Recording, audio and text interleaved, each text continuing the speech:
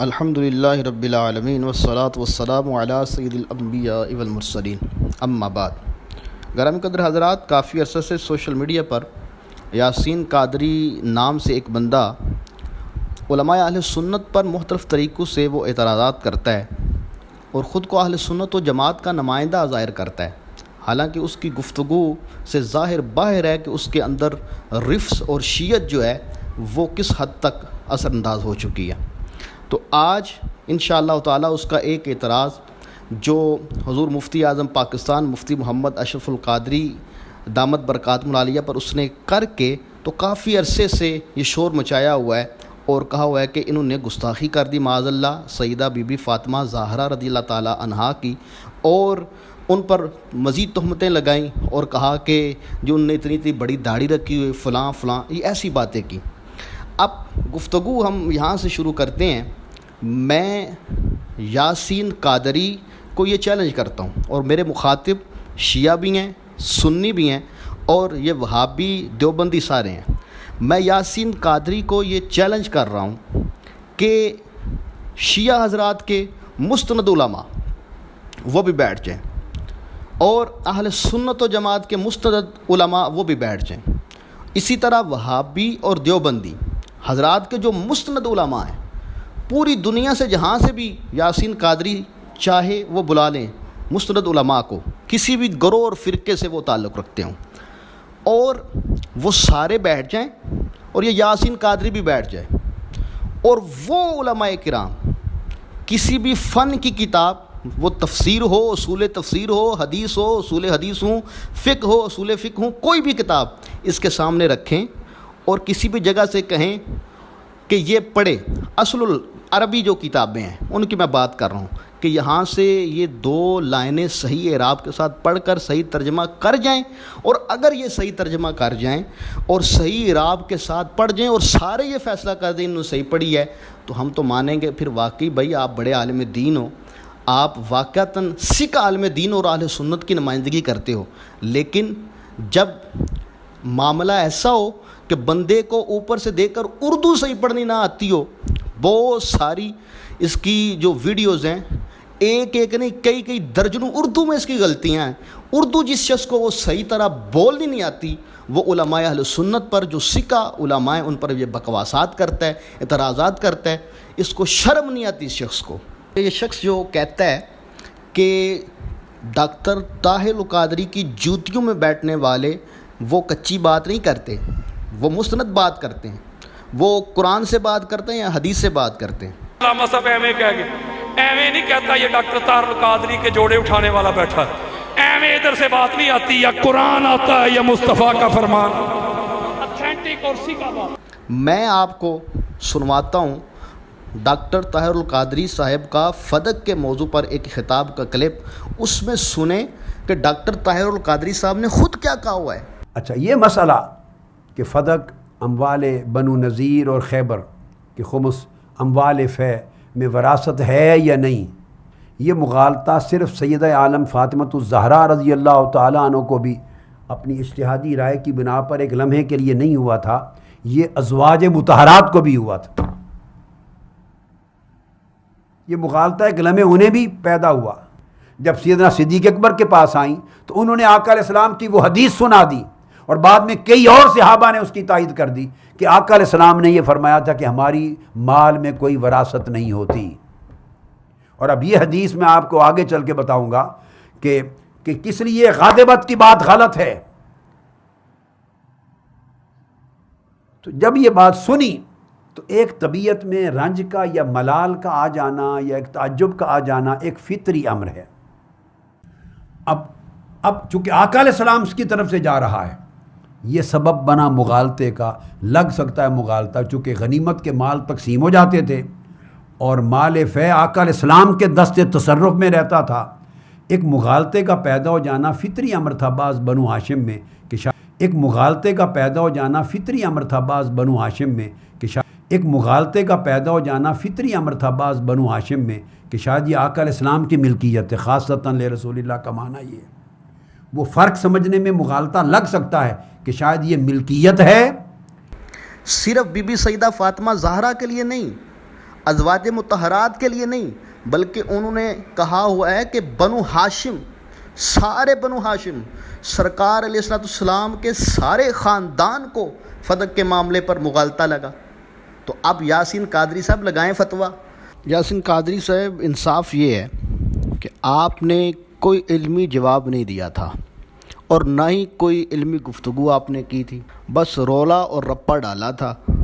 اور سیدہ be be Fatima Zahra رضی اللہ تعالی عنہا کی آڑ لے کر آپ نے جو ہے وہ شیعوں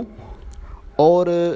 شیعہ نما سنیوں کو خوش کرنے کی زیادہ سے زیادہ کوشش کی ہے۔ بھئی حدیث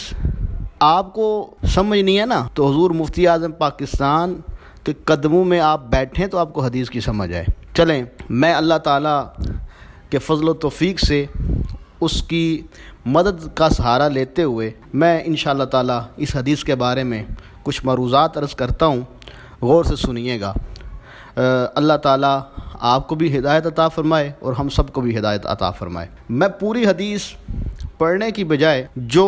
ایک لفظ ہے جو بحث کا حصہ ہے کہ باغ فدق کے معاملہ میں بی بی سیدہ فاطمہ زہرا رضی اللہ تعالی عنہا کے متعلق یہ جو الفاظ ہیں غادبت اور دوسری روایات کے اندر وجدت، ان کا مفہوم اور معنی کیا ہے، اس پر جو ہے وہ گفتگو عرض کروں گا۔ سب سے پہلی بات تو یہ ہے کہ ہمارے ائمہ محدثین کی تحقیق کے مطابق یہ جو الفاظ ہیں اس حدیث پاک کے اندر، حجرت کے، غدیبت کے یا وجدت کے، یہ سارے الفاظ سیدہ عائشہ صدیقہ رضی اللہ تعالی عنہا کے نہیں ہیں جو اس حدیث پاک کی راویہ ہیں، بلکہ یہ امام زہری کا ادراج ہے۔ اور محدثین نے یہ لکھا ہے کہ امام زہری کی یہ عادت تھی کہ وہ اپنی رائے سے جو ہے وہ احادیث کے اندر بعض چیزوں کو خود لگا دیا کرتے تھے، یعنی کہ فنی طور پر اس کو کہتے ہیں ادراج، اپنی طرف سے حدیث پاک کے اندر کسی چیز کو شامل کر دینا۔ تو ان تحقیق دیکھا جائے تو یہ امام زہری کی اپنی رائے ہیں، بی بی عائشہ صدیقہ رضی اللہ تعالی عنہا کی حدیث کے یہ الفاظ ہرگز نہیں ہیں۔ لیکن اگر آپ مصر ہیں یا لازمی طور پر کوئی یہ کہتے نہیں جی حدیث پاک کے الفاظ ہیں، اور یہ الفاظ سے ثابت ہوتا ہے کہ بی بی سیدہ رضی اللہ تعالی عنہا ناراض ہوئیں اور سیدنا صدیق اکبر رضی اللہ تعالی عنہ پر ہوئیں، تو اس کا جواب میں عرض کرتا ہوں۔ یہاں 3 مقام ہیں۔ پہلا مقام یہ ہے کہ بی بی عائشہ صدیقہ رضی اللہ تعالی عنہا کی حدیث میں یہ ہے کہ جب سیدہ فاطمہ زہرا نے فدق کا مطالبہ کیا اور دیگر جو مال فے اس کا مطالبہ کیا، تو سیدنا صدیق اکبر رضی اللہ تعالی عنہ نے حدیث پاک پڑھ کر سنائی، تو بی بی سیدہ زہرا رضی اللہ تعالی عنہا حدیث پاک سننے کے بعد جو ہے وہ تشریف لے آئیں، واپس لے آئیں، یا ایک جو حدیث پاک کے مطابق ہے کہ آپ نے پیغام کو بھجوایا، یا ایک روایت کے مطابق ہے کہ آپ خود بھی تشریف لے گئیں۔ اب آگے جو الفاظ ہیں کہ غادبت کے، اس کا پہلا معنی کیا ہے؟ یہاں 3 مقام ہیں، میں پہلا جو مقام ہے وہ عرض کرنے لگا ہوں کہ یہ ممکن ہی نہیں ہے کہ سیدہ بی بی فاطمہ زہرا رضی اللہ تعالی عنہا نے یہ غصہ حضرت سیدنا ابوبکر صدیق پر کیا اور آپ سیدنا صدیق اکبر پر ناراض ہوئیں۔ یہ ممکن ہی نہیں ہے۔ کیسے ممکن نہیں ہے؟ میں چونکہ جب ایک حدیث کا معاملہ ہے اور حدیث پاک کا مفہوم سمجھانا ہے تو دیگر روایات کو بھی ہم لیں گے اور دیگر روایات کو لے کر انشاءاللہ مسئلہ کو واضح کرتے ہیں، اس لیے کہ یہ ممکن ہی نہیں ہے، یہ سیدہ بی بی فاطمہ زہرا رضی اللہ تعالی عنہا کی شان نہیں ہے کہ وہ اپنی ذات کے لیے یا دنیا کے لیے یا دنیاوی معاملات کے لیے کسی پر غصہ ہوں یا کسی سے ناراض ہوں۔ یہ آپ کی شان نہیں ہے، اور یہ بھی نہیں ہو سکتا کہ حضور کا فرمان عالی شان ہو اور یا حضور کی تربیت یافتہ ہیں آپ تو آپ اس پر عمل نہ کریں، یہ بھی ممکن نہیں ہے۔ تو مسند امام احمد اور ابو داؤد کی حدیث ہے کہ حضور فرماتے ہیں کہ ان الغضب من الشیطان، یہاں جو غضب من الشیطان کہا گیا یہ اسی معنی میں کہ اپنی ذات کے لیے غصہ ہونا یا دنیاوی معاملات یا دنیا کے لیے غصہ ہونا۔ تو سرکار فرماتے ہیں کہ ان الغضب من الشیطان، کہ یہ جو غضب ہے یہ شیطان کی طرف سے ہے۔ اور ہمارا ایمان ہے کہ بی بی سیدہ فاطمہ زہرا رضی اللہ تعالیٰ عنہا اللہ تعالیٰ کے ان خاص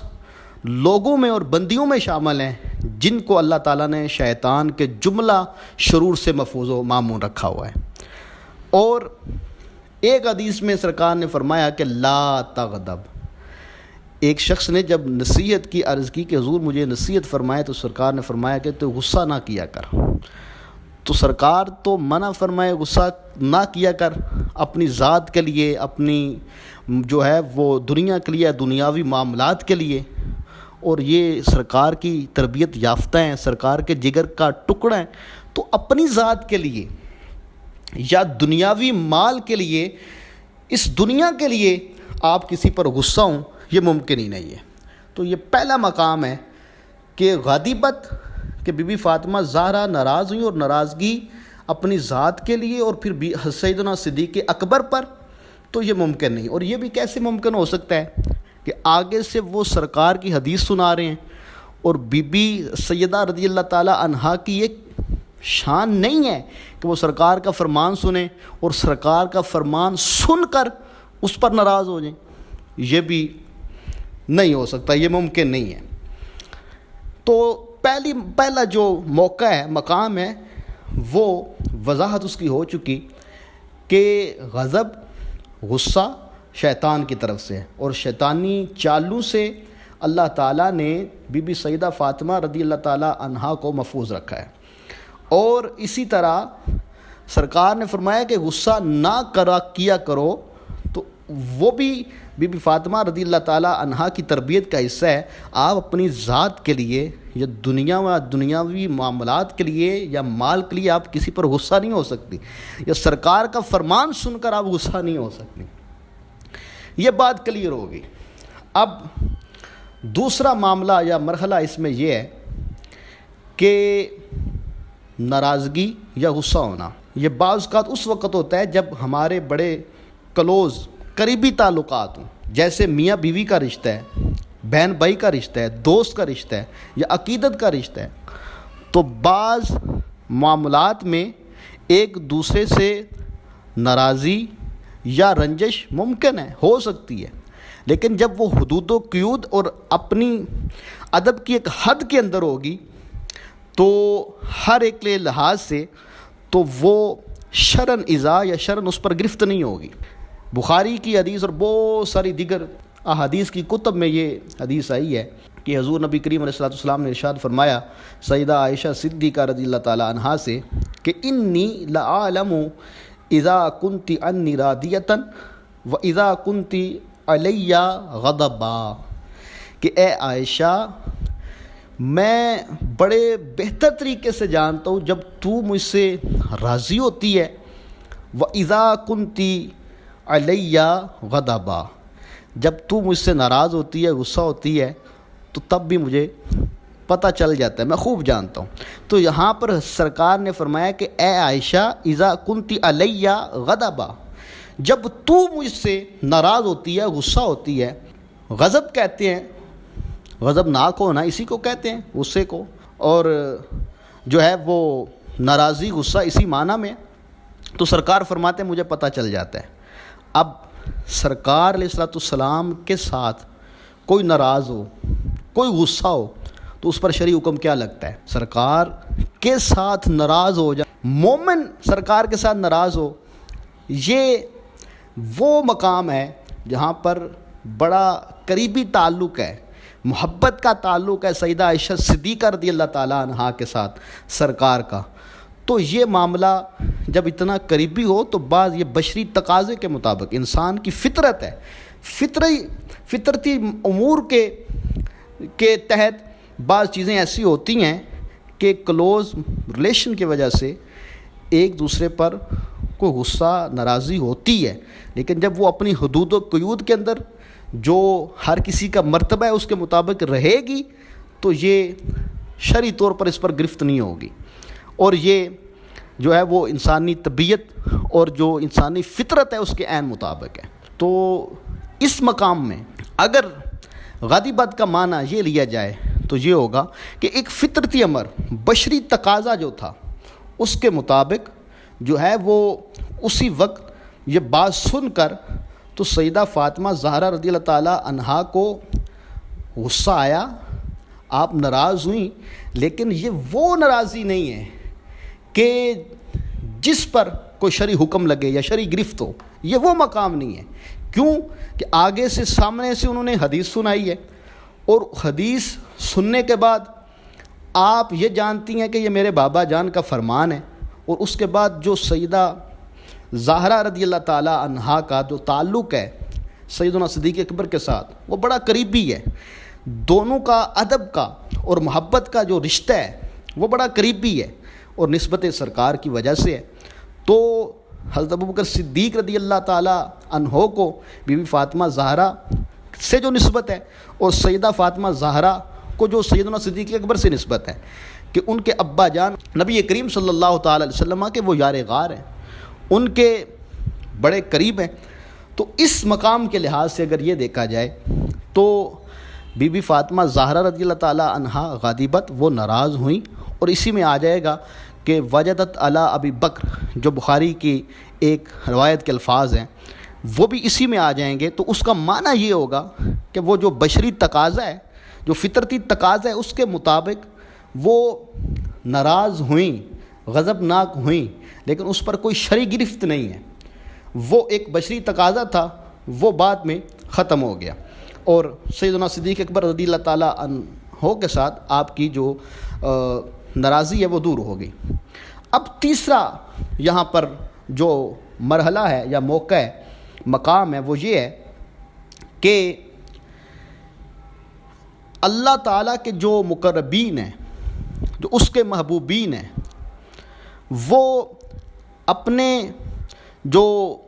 نفس ہے اس کے محافظہ کے لیے، اس کی محافظت کے لیے بعض اوقات یا اکثر اوقات اپنے نفس پر غصہ کرتے ہیں، اس کے ساتھ ناراض ہوتے ہیں، اور ناراض اس لیے نہیں ہوتے کہ ان نے نفس نے کوئی برائی کی ہے یا برائی پر ورگلایا ہے، بلکہ یہ ان کی شان ہے کہ وہ اللہ تعالیٰ کے جو ان کا مقام ہے یا ان کا جو مرتبہ ہے اس میں مزید ترقی اللہ تعالیٰ کی بارگاہ سے وہ طلب کرتے ہیں۔ قرآن پاک ربنا ظلمنا انفسنا، اللہم سے دعا ہم مانگتے ہیں، ربنا ظلمنا انفسنا وان لم تغفر لنا، اور اسی طرح سرکار نے فرمایا انی ظلمت نفسی فاغفر لی، اور اس طرح کے بہت سارے احادیث کے اندر، اور جو انبیاء کرام ہیں ان کی دعاؤں کے اندر لا الہ الا انت سبحانک انی کنت من الظالمین، یہ دعائیں ہیں کہ اپنے نفس کے محاسبہ کے لیے اور اس کو ڈی گریڈ کرنے کے لیے وہ اپنے نفس کو ظالم کہتے ہیں، اس پر ناراض ہوتے ہیں تاکہ ان کا جو مرتبہ ہے اللہ تعالیٰ کے ہاں وہ زیادہ ہو۔ تو تیسرا مقام یہ ہے کہ محاسبہ نفس کرتے ہوئے وہ اپنی ذات پر ناراض ہوں، اور اس کی مثال یوں ہے کہ ایک بندہ ہمیشہ جو تکبیر اولیٰ کے ساتھ نماز ادا کرتا ہو، تو ایک دن اس کی تکبیر اولیٰ فوت ہو جائے تو اس کو غصہ اب امام پر نہیں ہوگا کہ اس نے میری تکبیر اولیٰ فوت کروائی ہے، یا دیگر نمازیوں پر نہیں ہوگا، بلکہ اس کو غصہ یا ناراضی اپنی ذات اور اپنے نفس کے ساتھ ہوگی کہ آج جو میرا نفس ہے اس نے مجھ کو جو ہے وہ دیر کرا دی۔ تو یہاں قطع نظر سیدہ بی بی فاطمہ زہرا رضی اللہ تعالیٰ عنہا کے مقام کے کہ آپ کا جو مقام و مرتبہ ہے وہ وراء الورا ہے، وہ بڑا اعلیٰ ہے، بڑا عرفہ ہے، تو اعلیٰ اور عرفہ مقام کی جو مالکہ ہیں اور اس طرح کے جو بزرگ ہوتے ہیں وہ اپنے نفس کی سرکوبی ہمیشہ کرتے رہتے ہیں، اور بہتر نہیں، بہتر سے بہترین سے بھی بہتر کرتے رہتے ہیں۔ تو یہ وہ تیسرا مقام ہے کہ جس کو مفتی صاحب قبلہ نے جو ہے وہ بیان کیا۔ کیوں؟ اب ان کی جو گفتگو ہے وہ سنیے، وہ کیا فرماتے ہیں کہ یہ دو حال سے حال ہی نہیں ہے۔ تو پہلا انہوں نے حال بیان کیا کہ یا تو یوں کہو گے یا پھر یوں کہو گے کہ حضرت ابوبکر صدیق پر اس لیے ناراض ہوئیں کہ انہوں نے حدیث سنائی ہے، تو یہ ممکن نہیں ہے جو ہم نے پہلے مقام میں کہا۔ اور پھر انہوں نے کہا کہ ہاں معقول بات یہ ہے کہ عورتوں کی طبیعت کے اندر فطرتاً غالب حیا ہوتی ہے، تو جو غالب حیا کا معاملہ ہے اس وجہ سے وہ اپنی ذات پر، اپنے نفس پر ناراض ہوئیں کہ مجھے یہاں نہیں آنا چاہیے تھا یا پیغام نہیں بھیجنا چاہیے تھا۔ تو یہ اس وقت کہ جب ہم غادبت کی وضاحت پیش کریں گے، اس کی جو شرح کریں گے، تو اس کے حساب سے ہم 3 مقامات کی ذکر کر سکتے ہیں، اور یہ تیسرا مقام یہاں پر جو ہے وہ مفتی صاحب قبلہ نے عرض کیا ہے، اور یہ ہمارے محدثین نے، سارے محدثین نے یہ غادبت کے تحت لکھا ہے کہ یہ تقاضۂ بشریت کے تحت تھا، یہ فطرتی امور کے تحت تھا۔ تو وہ مفتی صاحب نے بات وہی سمجھا کے کر دی، تو اس میں گستاخی کون سی ہو گئی ہے؟ یہ تو بات یہ ہو رہی ہے کہ اہل اللہ جو ہیں وہ اپنی ذات اور نفس کے محاسبہ کے لیے بھی اس طرح کرتے ہیں، اور کر کے تو وہ اللہ تعالیٰ کے ہاں اپنی جو قدر و منزلت ہے وہ بڑھاتے ہیں۔ اور اگر بات یہ ہے کہ سیدہ بی بی زہرا رضی اللہ تعالیٰ عنہا جو ہیں وہ ناراض ہوئی ہیں اس لیے کہ ان کو ان کا حق نہیں ملا، اور یہ ناراضی حضرت ابوبکر صدیق پر ہے، تو یاسین قادری صاحب آپ نسبت رسول صلی اللہ تعالیٰ علیہ وسلم بی بی سیدہ زہرا رضی اللہ تعالیٰ عنہا کا لحاظ کرتے ہوئے آپ سیدنا ابوبکر صدیق کے مقام و مرتبہ کو بھول گئے ہیں، اور آپ شیعوں کے امام واڑوں میں جا کر جو سیدنا ابوبکر صدیق رضی اللہ تعالیٰ عنہ کو غاصب کہتے ہیں، معاذ اللہ ظالم کہتے ہیں، آپ ان کے حق میں بولتے ہیں، آپ کو شرم نہیں آئی؟ آپ سیدہ بی بی فاطمہ زہرا رضی اللہ تعالیٰ عنہا کی آڑ لے کر حضور علیہ السلام کے یار غار اور یار مزار سیدنا ابوبکر صدیق رضی اللہ تعالیٰ عنہ کو ظالم اور غاصب کہنے والوں کے ساتھ کھڑے ہیں۔ آپ کو یہ پتہ نہیں ہے؟ آپ نے اپنے استاد گرامی ڈاکٹر طاہر القادری کی جو باغ فتح پر ساری تقریریں وہ نہیں سنی؟ انہوں نے بھی یہی کہا ہے کہ بی بی فاطمہ زہرا اس مقام میں سیدنا ابوبکر صدیق سے ناراض نہیں ہو سکتی، یہ بی بی فاطمہ زہرا رضی اللہ تعالیٰ عنہا کی شان کے خلاف ہے۔ اور سیدۃ النساء کا تعلق ہے تاجدار کائنات سے، یہ عین تقاضا ایمانی تھا کہ اگر اس میں حق بنتا ہے تو میں لوں۔ جا کے بات کی، پوچھا، سیدنا صدیق اکبر رضی اللہ، یہ ان کا فہم تھا اپنا، ایک اجتہادی رائے تھی، حضرت عائشہ صدیقہ کی اجتہادی رائے رؤیت باری تعالیٰ کی نفی کی طرح۔ جب سیدنا صدیق اکبر کے پاس آئیں تو انہوں نے آقا علیہ السلام کی وہ حدیث سنا دی، اور بعد میں کئی اور صحابہ نے اس کی تائید کر دی کہ آقا علیہ السلام نے یہ فرمایا تھا کہ ہماری مال میں کوئی وراثت نہیں ہوتی۔ اور اب یہ حدیث میں آپ کو آگے چل کے بتاؤں گا کہ کس لیے غادبت کی بات غلط ہے۔ تو جب یہ بات سنی تو ایک طبیعت میں رنج کا یا ملال کا آ جانا یا ایک تعجب کا آ جانا ایک فطری امر ہے۔ تو جب یہ بات سنی تو ایک طبیعت میں رنج کا یا ملال کا آ جانا یا ایک تعجب کا آ جانا ایک فطری امر ہے۔ تو آپ نسبت رسول صلی اللہ تعالیٰ علیہ وسلم کا پاس نہیں رکھ رہے۔ اگر آپ کو سیدنا رسول اللہ صلی اللہ تعالیٰ علیہ وسلم کی جو نسبت کا ہے اس کا حیا ہوتا، اس کا پاس ہوتا، یا آپ واقعتاً سنی ہوتے تو شیعوں کے امام واڑوں میں جا کر تو آپ اس طرح حضرت صدیق اکبر رضی اللہ تعالیٰ عنہ کے خلاف بکواس نہ کرتے۔ یہ آپ کی بکواس بتا رہی ہے کہ آپ کے باطن میں خبث ہے، اور حب علی نہیں، بغض معاویہ، یعنی کہ آپ بی بی سیدہ فاطمہ زہرا رضی اللہ تعالیٰ عنہا کی آڑ لے کر تو حضور سیدنا صدیق اکبر کے خلاف بونک رہے ہیں۔ اہل سنت کا ہے بیڑا پار، اصحاب حضور نجم ہے اور ناؤ ہے عطرت رسول اللہ کی۔ ہم سیدہ بی بی زہرا رضی اللہ تعالیٰ عنہا کی جو عظمت ہے، جو شان ہے، جو واقعتاً اللہ تعالیٰ نے ان کو عطا کی ہے، بہت زیادہ کی ہے، حضور کے جگر کا ٹکڑا ہے، سیدۃ النساء العالمین ہے، سیدۃ النساء اہل الجنہ ہے، ان کے عزت اور مقام و مرتبہ کا بہت اعلیٰ ہے، بہت اعلیٰ ہے۔ اللہ تعالیٰ ہم سب کو سیدہ بی بی زہرا رضی اللہ تعالیٰ عنہا کا جو ادب ہے اس کو کرنے کی توفیق عطا فرمائے، اور ہر انصاف کرنے والا یہ انصاف ضرور کرے گا کہ ہم نے اس معاملے میں خیانت نہیں کی، آپ کو جواب دیا ہے اور علمی جواب دیا ہے، آپ کی طرح رولا رپا نہیں ڈالا۔ رولا رپا ڈال کے تو یہ نہیں ہوتا کہ آپ بڑے عالم بن گئے ہیں اور اردو کتابیں آگے رکھ کے تو لوگوں کو دکھا کے میں عربی پڑھ رہا ہوں، دھوکہ دیتے ہیں لوگوں کو آپ، ہمیں جیسے پتہ نہیں ہے۔ اگر آپ کو اتنا ہی اپنا علمی خمار ہے نا، تو آپ کا وہ علمی خمار جو میں نے شروع میں عرض کیا نا کہ بندے سارے مسالک کیا بٹھائیں جو مستند علماء ہیں، وہ آپ سے جو ہے وہ عربی عبارت پڑھائیں تو آپ کو پتہ چلے کہ کس بھاؤ بکتی ہے اور آپ کو کیا آتا ہے۔ اللہ تعالیٰ آپ کو ہدایت عطا فرمائے اور ہم سب کو آل و اصحاب نبوی صلی اللہ تعالیٰ علیہ وسلم کا جو ہے وہ با ادب غلام بنائے۔ آمین۔ وآخر دعوانا ان الحمد للہ رب العالمین۔